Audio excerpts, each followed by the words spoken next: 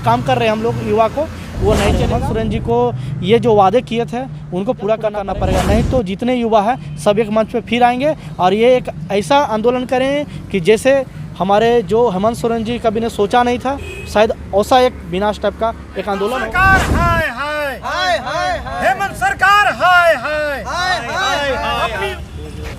देखिए नतीजा तो अभी तक फिलहाल 5 साल से अब देख ही रहे हैं, कोई नतीजा नहीं निकला है और काफ़ी इतना संघर्ष हम लोग कर रहे हैं जितने भी युवा बेरोजगारी है। तो जैसे कि देखा जा रहा है कि जैसे हमारी जो मांग है द्वितीय मेगा सूची की, जो सरकार के आश्वासन के भी आज तक बीते 2 साल हो गए सरकार में सत्ता में आते हुए, जो वादा किए थे कि हमारी सत्ता में ताकत होगी तो आपकी जो युवा को नौकरी मिलेगी, आपकी द्वितीय मेगा सूची निकाली जाएगी। यही विधानसभा सत्र जो अब स्टार्ट हुआ है, इससे पहले विधानसभा सत्र चली थी जो पुनदाग में हम लोगों ने धरना प्रदर्शन किया था 27 दिन का। तो उसमें भी सरकार पक्ष विपक्ष में सभी को हम लोगों ने जाके लेटर दिया। उन्होंने कहा था कि आपकी बात जो विधानसभा में उठाएगी और जो आपकी द्वितीय मेगा सूची निकालने की बात है उसे जल्द से जल्द बात किया जाएगा पार्टी से। पार्टी की बात छोड़िए, अब यहाँ जब उनके कार्यालय जा रहे हैं तो बार बार बोल रहे हैं कि मुलाकात होगी। मुलाकात करते करते हम लोग की 4 घंटा 5 घंटा एक दिन वहाँ पे बैठना पड़ रहा है, फिर भी मंत्री लोग से मुलाकात ना हो पा रही है। जैसे परसों ही आलम जी के पास हम लोग गए आवास में मिलने के लिए, तो उनका 11 बजे टाइम था, तो 11 बजे हम लोग को बुलाया गया। उस बीच में भी हम लोग को शाम को बोले कि वार्ता होगी आपसे। शाम को भी हम लोग वार्ता के लिए गए 3-4 लड़का। उसके बाद फिर उन्होंने बोला कि कुछ मीटिंग है इसलिए आप लोग नेक्स्ट दिन आइए। अब हम लोग नेक्स्ट दिन आए तो पता चला कि वो क्षेत्र से निकले हुए हैं। तो कहने का मतलब है कि जो हमारे मंत्री पक्ष हो या विपक्ष हो, जितने भी हो, सभी को कागज़ हम लोग दे रहे हैं। बार बार विनती कर रहे हैं कि हमारी द्वितीय मेगा सूची आप निकालिए, क्योंकि आपने कहा है, आपने गछा है कि जैसी आपकी सरकार हमें हिम्मत देगी तो हम इस सरकार में आएंगे, हमारी कलम में ताकत होगी तो जल्द से जल्द आपकी युवा की बेरोजगारी दूर करेंगे और जेब की द्वितीय मेगा सूची निकालेंगे। आंबा प्रसाद का जितनी भी बातें देखी गई अभी बात कहे हैं झूठी आश्वासन दी है, बार बार झूठा। उस दिन भी उन्होंने आलम जी के आवास में उन्होंने कहा कि आपकी बात विधानसभा सत्र में चलाई जाएगी। उस टाइम भी विधानसभा सत्र में उठाई गई थी बोलकर हमारी बात नहीं उठाई गई है, जबकि और उनकी मंत्री है, विधायक है, उनकी जो मुँह झूठी बातें हैं ना, अब हम लोग को समझ में आ चुकी है युवा को। तो हम चाहते हैं, अमर प्रसाद को भी बोलना चाहते हैं कि आप जो ठगने का काम कर रहे हैं हम लोग युवा को, वो नहीं चलेगा। और जो अभी विधानसभा सत्र चल रही है, अभी हम लोग फिर बेंदु तिर्की के पास भी गए थे तो वो भी अपने आवास में मुलाकात नहीं हुई है। सीपी सिंह साहब के पास भी गए हैं, मुलाकात नहीं हो पा रही है। फिर बार बार हम लोग जाएंगे शाम को भी, पर हम आपके माध्यम से जितने मंत्री पक्ष विपक्ष सबको यही बताना चाहते हैं कि हमारी जो मांग है द्वितीय मेगा सूची आप अपने विधानसभा सत्र में उठाएं और हमारी युवा को जो बेरोजगारी है उसको दूर करें, क्योंकि अब हम युवा थक चुके हैं। धरना पे धरना करते करते हम लोग की उम्र सीमा समाप्त हो गई और हमारी जो युवता है 7वां पास है।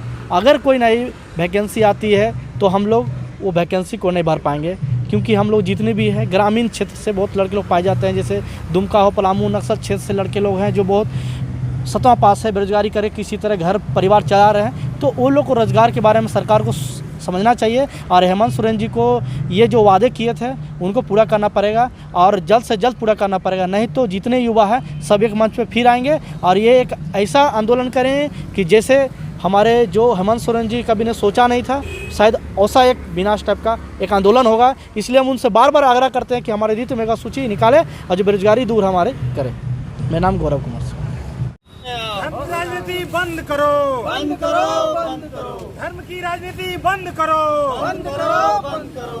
रोजगार की वादा पूरी करो, पूरी करो, पूरी करो। हेमंत सरकार होश में आओ, होश में आओ, होश में आओ। हम एक पॉलिटेक्निक के छात्र हैं, गरीब छात्र हैं, जिसका आज देखा जा रहा है कि इस तरह से रोजगार छीना जा रहा है कि हायर क्वालिफिकेशन जो होती है डिग्रियाँ, जो बीटेक की डिग्रियाँ, एमटेक की डिग्रियाँ, आईआईटी के लड़के को अगर यदि एक आईआईटी के कैंपस को देखा जाए और एक पॉलिटेक्निक का कैंपस देखा जाए तो एक आईआईटी का जो हॉस्टल होता है उसके बराबर भी कैंपस पॉलिटेक्निक का नहीं होता है और ना उसका सिलेबस उसके आधार पर होता है। एस्टिमेशन जो होता है वो डिप्लोमा लड़कों के लिए स्पेशली पॉलिटेक्निक में पढ़ाया जाता है और उसको एस्टिमेशन का ही वर्क विभाग में, सभी विभाग में जूनियर इंजीनियर पद पर दिया जाता है। और जैसा कि हर राज्य स्टेट में ये रूल है। आज झारखंड सरकार 44 पॉलिटेक्निक खोले हुए हैं राज्य में और जिसका एकमात्र रोजगार है जूनियर इंजीनियर। लेकिन आज देखा जा रहा है उसमें बड़े बड़े घरों के हायर क्वालिफिकेशन भरने के लिए उसमें क्या किया है सचिव के द्वारा, जो झारखंड सरकार सचिव के द्वारा उसमें नियमावली बना देती है अचानक कि आप उसमें भर सकते हैं, एलिजिबल करते हैं। तो एक IIT का लड़का और एक पॉलिटेक्निक का लड़का को तुलना करना और उसको एग्ज़ाम लेना कौन सा तरीका है। यहाँ तक कि हम लोग का जो बगल का स्टेट है, जो बिहार है, जहाँ बिहार है, छत्तीसगढ़ है, उत्तर प्रदेश इतना बड़ा, उड़ीसा है, उत्तराखंड, ये सब में सब स्टेट अपना क्या किए कि जूनियर इंजीनियर पद पर पॉलिटेक्निक छात्रों को ही 100% चयन करती है। आज एक मामला और एक आया कि जो 15 फाइनेंस जो अभी एग्ज़ाम हुआ उसमें सभी डिप्लोमा छात्रों को एकदम इस तरह मार्क्स बेसिस पर उठाया कि डिप्लोमा छात्र का चयन 10% के बराबर नहीं हुआ, जबकि वो उसका पूरा अधिकार था जॉब का।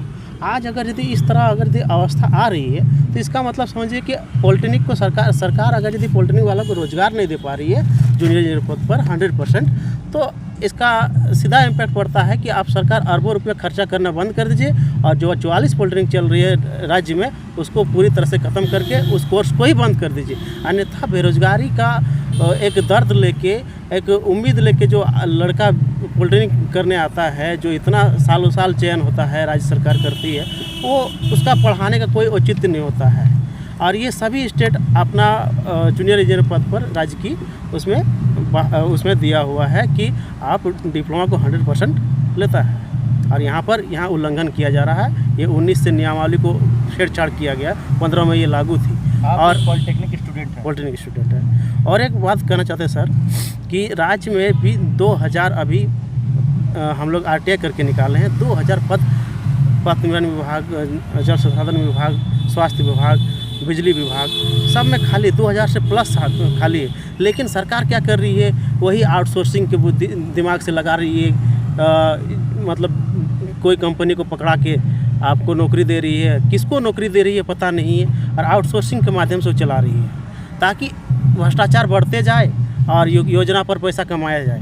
ये सब नीति नहीं चलना चाहिए। अगर कोई अस्थाई पद खाली है तो उसको भरने का काम करें और अनिवार्य योग्यता 3 वर्षीय जो डिप्लोमा है, जो जूनियर इंजीनियर पद की जो सभी राज्य दे रहे हैं, यहाँ भी लागू करें।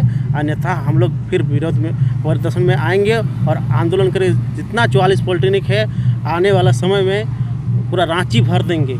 और नहीं, अगर यदि नहीं करती है सरकार तो सब पॉलिटेक्निक कॉलेज में हम लोग ताला लगाएंगे और सरकार को लिखित रूप से देंगे कि हम लोग का सर्टिफिकेट वापसी ले, और हम लोग को अगर यदि रोज़गार नहीं दे पाती है तो जीने का आधार भी हम लोग को दे कि हम लोग किस आधार पर जिए ये डिप्लोमा सर्टिफिकेट लेके। क्योंकि हर राज्य, जब यहीं हम लोग का पड़ोसी राज्य अगर यदि डिप्लोमा को अनिवार्य रूप से जूनियर पद पर ले रही है तो इस सरकार का भी काम है कि आप जब अरबों रुपया खर्चा कर रहे हैं उस चलाती है, अगर उसके पास आउट हुए छात्रों को नौकरी देने का काम राज्य सरकार का है। जूनियर इंजीनियर पद पर पूर्ण रूप से 3 वर्षीय डिप्लोमा लागू करे। और जो 4000 अभी बहाली खाली है बिजली विभाग से लेके स्वास्थ्य विभाग, PhD, RCD विभाग, BCD विभाग, सब विभाग से तो तत्काल रिक्तियाँ निकाले। और 7 साल से आज रोजगार नहीं आया जूनियर इंजीनियर पद पर कोई सरकारी, और वो इस कारण लड़का आज बेरोजगार है। पढ़ के लड़का आज कहीं ना कहीं वो अपने आप को एक मनोवैज्ञानिक रूप से, वो मानसिक रूप से कमज़ोर हो चुका है इस दबाव से। आप सर, हम 2010-13 का पास आउट हैं GP दुमका से, और हम जो 2014 के बहाली में भरे थे तो उसमें मेरा मेंस में 2 नंबर से नहीं हुआ था। मेरा नाम मिथिलेश महतो है। उसके बाद उसमें देखा गया कि हेमंत सोरेन सरकार भी उसी मुद्दे को घेरने के लिए जब विपक्ष में थी तो घेरने के लिए सीधा आंदोलन किए थे कि इसमें सभी हायर क्वालिफिकेशन और बाहरी जो लड़के हैं, कम से कम उसमें 10% ही लड़का ऐसा था जो झारखंड का और मतलब डिप्लोमा क्वालिफिकेशन का हो पाया था, नहीं तो नहीं होता। इसके लिए वो सदन पदक आंदोलन किए, लेकिन वो बाद में सत्ता आने के बाद भूल गए हैं इस मैटर को। हम यही चाहते हैं कि ये जो मांग है इसको अनिवार्य रूप से लागू करें, अन्यथा पॉलिटेक्निक का संचालन बंद कर दें। हम धनबाद से उठ के आज हमको मजबूरी में रांची आना पड़ा। ये एक बेरोजगारी का ही चरम सीमा है, जिसके कारण जो पढ़ने वाला लड़का जो होता है, जो रूम में रह के, वो आज आंदोलन के लिए, अनशन के लिए यहाँ पर आया हुआ है। सर घर परिवार तो ऐसा हालत हो गया है कि खाना खाते हैं तो बोलता है कि आप काम क्यों नहीं करते हैं, कहाँ आपका काम कहाँ है, आप इतना दिन पढ़ते हैं आपका नौकरी काहे नहीं है। तो ये कैसे बता सकते हैं कि सरकार हमको 7 साल से फिर नौकरी नहीं दी है, ना वैकेंसी दी है। ऐसा और हम लोग को IIT का लड़का से तुलना करवाते हैं परीक्षा में, तो हम लोग कहाँ सीखेंगे सर। बाकायदा मेरे पास सब नियमावली है, हाई कोर्ट सुप्रीम कोर्ट सब का जजमेंट लेके आज ये बैग में लेके घूमते फिरते हैं। क्या करें सर बताइए। अगर मेरी ऐसी स्थिति हो गई है कि ना हम घर के ना रहें ना घाट के रहें, ऐसा स्थिति क्रिएट कर सरकार की जो पॉलिसी होती है, जो सचिव लेवल है, जो अधिकारी लेवल है, वो अपने आप से नियमावली बनाती है। यहाँ की जो मूर्ख जो देखा जाए तो नेता है, उसको कोई मतलब नहीं होता क्या नियमावली बन रही है नहीं बन रही है। जब लड़का फंसता है तो कोर्ट में जाता है, 4 साल 5 साल इसी तरह फंसा हुआ है, ना नियमावली सही से बनाती है। 2015 में जब अनिवार्य योग्यता डिप्लोमा लागू किए थे, तो फिर 2019 में अचानक उसको चेंज करने की क्या ज़रूरत पड़ी। इसमें कोई नेता को पता नहीं है कि क्या चेंज हुआ नहीं हुआ। जब हम लोग अवगत कराएं, आज 12 विधायक को हम लोग अवगत कराएं मिल के, तो 12 विधायक और अब कंटिन्यू चलाएंगे अभी। तो ये अवगत करवाने के बाद भी आज सरकार को पता चलती है कि ये नियमावली चेंज हो गई है। अब उसको समझाना पड़ता है कि क्यों चेंज हो गई है, क्यों चेंज नहीं हुई है, कौन किया है, ये बताना पड़ता है। और उनको भी पता नहीं है कि ये कौन चेंज किया है। जब सचिव स्तर का जो लेवल का जो होता है वो अधिकारी अगर यदि चेंज करती रहती है बार बार, तो हम लोग कितना प्रताड़ित होंगे सर। हम तो एक गरीब स्टूडेंट है ना, हम तो किस लेवल पर जाके बात करें। जब जाते हैं तो मिलना नहीं चाहते हैं। ऐसा भी परिस्थिति आता है कि डायरेक्ट बोलता है कि आपका संगठन है या नहीं है संगठन तो आप बाहर जाइए। डायरेक्टली बाहर से ही भगा देता है मंत्रालय में। तो हम लोग किस स्तर पर हम लोग खड़े रहें सर। जब सरकार हम जब चुन सकते हैं, चुनते हैं अपनी समस्याओं को, अपनी बेरोजगारी की समस्याओं को और जो भी आपके अनिवार्य योग्यता डिप्लोमा की समस्या को जब उसको चुनते हैं, जब चुनने में हम लोग अपना अहम योगदान देते हैं, तो सरकार को भी तो सुनना चाहिए इसमें को।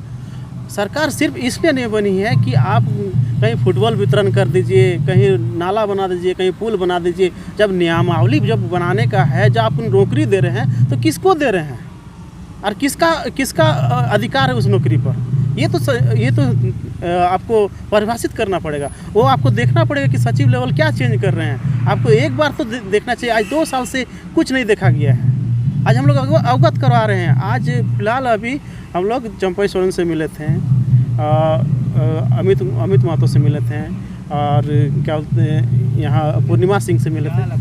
हम लोग जब अवगत कराने जाते हैं तो उन लोगों को पता ही नहीं था। उन लोग बोलते हैं कि दिखाइए हमको, ठीक है, क्या चेंज हुआ है। यानी 2 साल से उन लोगों को पता ही नहीं है कि क्या चेंज हो चुका है। हम लोग जब अवगत कराते तो बोलते हैं कि ठीक है, हम इस पर मुख्यमंत्री को प्रेषित करेंगे, ठीक है, इस घटना को। तो मतलब अचानक चेंज होना, बार बार चेंज होना, कोर्ट का दरवाज़ा खटखटाना एक गरीब आदमी बच्चा के लिए कोई ये आसान चीज़ नहीं है। रह गया। और लड़का जो है आज भी बेरोजगार, आज भी जहाँ का तहीं है, उसको कोई रोज़गार नहीं मिला। नाम मिथिलेश महतो हुआ, झारखंड पॉलिटेक्निक छात्र संघ का अध्यक्ष हैं हम, जो पूरे पॉलिटेक्निक को लीड करते हैं अभी बेरोजगारी से।